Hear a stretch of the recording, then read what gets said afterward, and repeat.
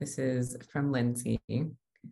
I have begun feeling very anxious with a lot of shoulder and neck stress. I know we have discussed a lot of changes that will take place as we integrate our new practices and meditations. However, you have always mentioned brief depressions, changes in eating habits, feeling euphoric, etc. Could this muscle tension and uneasiness be associated too? Please know I have good energy and feel great, but I have definitely noticed the discomfort in the past 2 weeks. Any thoughts? And for quick clarification, a Kundalini awakening will certainly silence the ego, but is it possible to silence the ego without having a Kundalini awakening? Well, a Kundalini awakening will silence ego in the end when it's fully completed, maybe. But it certainly won't silence it at the beginning. That sucker's going to squeal while it's being burnt alive within you. Kundalini is a fire that sort of has no mercy, we can say it that way, on the ego at all. And so we find that those parts of our ego do start to cry out very loudly when Kundalini awakens. Is it possible to silence the ego without having a Kundalini awakening? Well, we never really silence the ego in that sense, because the ego is not an entity that can be silent. It's either that it has the energy being given to it to stay alive in our mind, or it doesn't, and it's non-existent. It's not like it can be there and be silent, if that distinction makes sense. The ego can't be there and be silent at the same time, so we can't silence it. We can see through it, and we can transcend its influence enough that we're no longer feeding it with that constant supply of energy that we're normally giving it by identifying. Very good. Last written question for this go is from Harnor. Sorry if I just butchered that. Is it possible to completely silence the mind? Would a 7-day silence and meditation do it? Yes, that's the trick. So again, as we just said, let's not make the mistake of trying to silence a mind that doesn't exist, because that's giving it more reality than it actually has to begin with. We can say it this way: there is no mind apart from the activity of mind. So it's not that there's an entity called the mind or even the ego that is being active or is thinking thoughts. I know this is really subtle, but try to hang with me, guys. You got to see this, because this is powerful if you can see the difference. There isn't an entity called mind or ego that is thinking thoughts that can therefore be silenced. Wrong perception. There's just the thoughts themselves, right? There's just the activity itself. And we just keep calling all the activity. We could say it this way: it's an activity happening in consciousness, and we're calling this certain kind of activity in consciousness, thinking, thoughts, etc. We're calling it an entity called mind and ego. And there is no entity there, such as a mind or an ego, that's doing the thinking. The thinking is the ego, right? The thought is the mind. And without the thought, there is no mind. Let's all investigate for ourselves right now and put it to rest. Is there a mind without any mind activity? Where did it go? When the mind's not doing anything, where's the mind? So the mind, what we call mind, is just activity.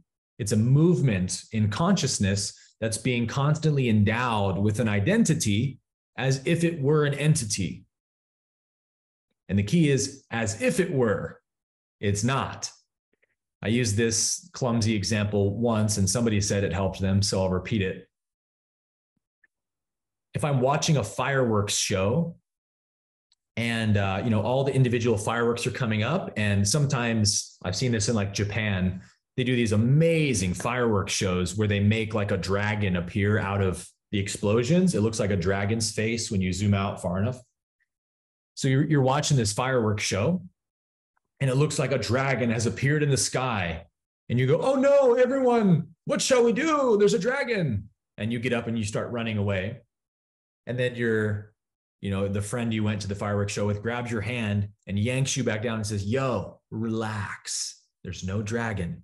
It's all okay. Just a bunch of fireworks. They look like a dragon, but it's not. It's part of the show. There's no actual dragon in the sky that's going to come down and eat you, man. You're good. That's what we're doing with ego. We're making a bunch of thoughts into a big, scary entity that has control over us, and we have to overcome it and transcend it. And so, whoa, how much harder do we just make our job here? Forget about the ego as an entity. Like, don't even use that word if it helps. Just see thoughts arising. There's thousands and thousands of different karmic thoughts that I've identified with over time and given energy to. So each one of them, like a firework, is shooting up in my mind and saying, will you give me attention? Will you give me attention? Think about me. Give me importance, and just doing whatever song and dance it does to get your attention. So if you think that it's an ego, and you're identified with this ego, then you may give that thought attention. When you know that there is no ego, there isn't even a mind, there's just pure consciousness. And I am that. That means the thought that's arising is consciousness. It's one expression happening in consciousness. So it's no threat to me. There's nothing I need to do about it. I just need to know that that's what it is. If I don't know that's what it is, I might think it's a mind thinking a thought. Do you see the difference? And then I give attention to the thought and think about it like it's my thought. I'm thinking this. That's the whole game that's happening, the trick that's being played. It's like the greatest sleight of hand little magic trick in the whole universe, always happening in your mind. There's nobody there. There's no thinker of thoughts. There's no ego. There's no mind. You can't silence it. You can't overcome it. You can just realize it's unreality. Only you, consciousness, exist. And so you're giving everything all the meaning it has. You're giving every thought all the energy it has. And if a thought's appearing now, it's because you, consciousness, gave it energy last week when you thought about it. So it's like the Course in Miracles says, right? The ego is your own intelligence used against you. We could also say the ego is your own energy used against you. Every little thought packet that appears in your mind, you stuff a bunch of energy in it when you identify with it, and then it falls back down into the mind and says, great, tomorrow I'll jump back up and I'll get even more energy. And that keeps happening until you start to transcend that thought and go, wait a minute, not going to identify this time. And then that thought starts to lose energy. Every time it appears and it does its song and dance, think about me. And you just say, I'm aware of that. Touch and release, right? That's our method in the second masterclass. Touch with awareness, see it for what it is, and release it. Not interested, not important. Then that thought is drained of energy, right? I just sucked out a little more energy from it because I didn't feed it. Every movement the mind makes requires energy. And if it's not given energy in return, it loses energy. So over time, the mind seems to go quiet because we're just not giving it energy anymore. But really, did we actually silence a mind? An entity named mind, did we silence it, the entity? We found out who we were, and we just remained grounded in that awareness. And then the thoughts, some of them may be useful, and so we can use a thought when we need it. Just like I can use my hand if I want to drink my water. Thank you, hand. And then the hand goes back on my lap. I'm the master at the helm, right? The hand doesn't keep doing stuff. Well, our mind does. When we're not needing to think, the mind keeps trying to think. And so we're not taking command of it by knowing who we are and saying, nope, not interested in thinking about that. Not necessary. And then the mind goes quiet. It's like the autopilot function, right? The mind's going to keep trying to run the show until you figure out you're the pilot. And then the mind becomes subservient to you. This is why the Zen masters always say, the mind makes a wonderful servant, but a horrible master. So you be the master, yeah? Hey everyone, thank you for watching today's video. I hope that you were truly blessed by it. And I wanted to let you know that I'm really excited to now be partnering with an amazing conscious supplement company called ORGANIFI. A lot of you know that I'm also passionate about holistic health and nutrition, and ORGANIFI has been a staple in my daily health routine for a very long time.